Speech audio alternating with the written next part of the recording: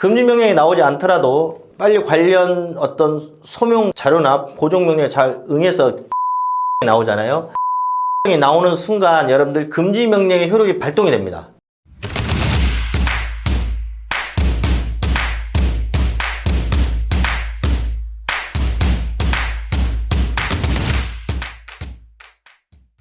예, 여러분들 이번 시간에 개인회생 금지명령의 기각 사유 및 기각률에 대해서 말씀을 좀 드려볼게요. 진짜 채무가 힘들면 이 경제적 앞날이 암담한 것도 암담한 거지만 가장 또 힘든 것 중에 하나가 채권자분들이 강하게 빚 독촉을 많이 하시죠. 이제 근데 그거는 당연한 겁니다.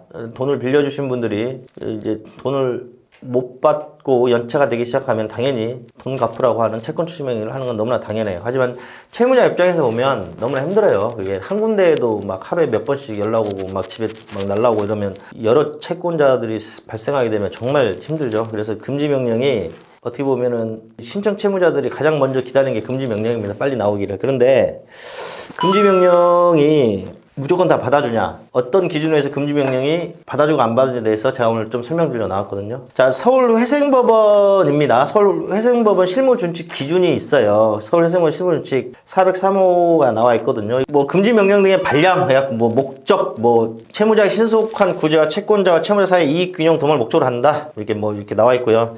근데 금지명령을 하지 않는 경우에 대해서 규정되어 있습니다. 첫 번째, 신청일 전 1년 이내에 발생한 채무의 합계액이 총 채무액에서 차지하는 비중이 큰 경우. 2. 신청일 전 1년 이내에 발생한 채무 합계액이 다액인 경우. 1하고 2가 뭐냐면 여러분들 최근 채무에 1년 이내에 1년 이내에 발생한 채무의 비중이 크거나 그 다음에 전체 채무에서 차지하는 비중이 많으면 금지명령을 받아주지 않는다. 이게 규정되어 있고요. 그 다음 세 번째, 채무자가 과거 개인 파산이나 개인 회생을 신청한 적이 있는 경우, 과거에 파산이나 회생을 한번 했던 사람이 재신청한 경우에는 금지명령 받아주지 않는다. 그 다음에 4, 5에 그 밖에 중지명령, 금지명령 등의 신청이 개인회생 절차에 남용에 해당한다고 볼 객관적인 사정이 있는 경우. 이게 뭐냐면 여러분들 이게 사행성이에요. 이게 주식 코인 낭비, 사칙 이런 채무가 과다가 느껴지면 금지명령을 안 내줍니다. 제가 1, 2, 3, 4호 말씀드렸잖아요. 최근 채무의 비중, 다중, 그 다음에 과거에 개인회생 파산 기록이 있었던 경우, 네 번째, 남용인 경우. 이게 여러분들 사행성 채무가 많은 분들을 말한 겁니다. 그러면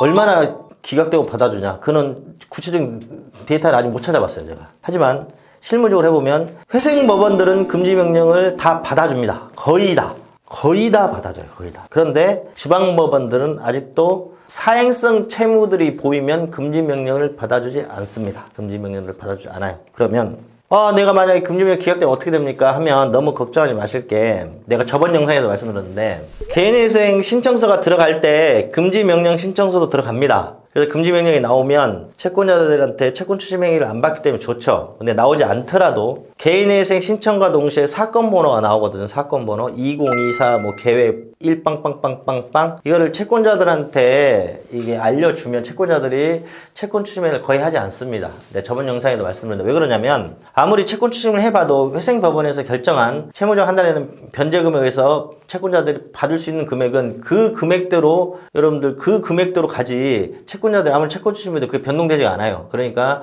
더 이상 하지 않아요. 또 하나, 금지명령이 나오지 않더라도 빨리 관련 어떤 소명 자료나 보정 명령에 잘 응해서 개시결정이 나오잖아요. 개시결정이 나오는 순간 여러분들 금지명령의 효력이 발동이 됩니다. 개시결정이 뭐냐면, 웬만한 서류들을 봤더니 이 신청 채무자는 개인회생을 진행해도 좋다고 판단하는 재판부의 결정이거든요. 개시결정. 그러면 개시결정에는 법률에 이렇게 딱 나와요. 개시결정에는 금지명령의 효력도 똑같이 발효된다, 이렇게 나온단 말이에요. 그 이유는 개시결정 이후에는 채권 채무 관계가 변동이 되면 안 되기 때문에 채권자들한테 절대로 채권 추심행위를 못하게 법률에 규정이 되어 있습니다. 그래서 금지명령이 나오지 않는다고 해서 너무 상심하지 마시고 보정명령에 빨리 잘 응해서 개시결정을 빨리 받으시면 됩니다.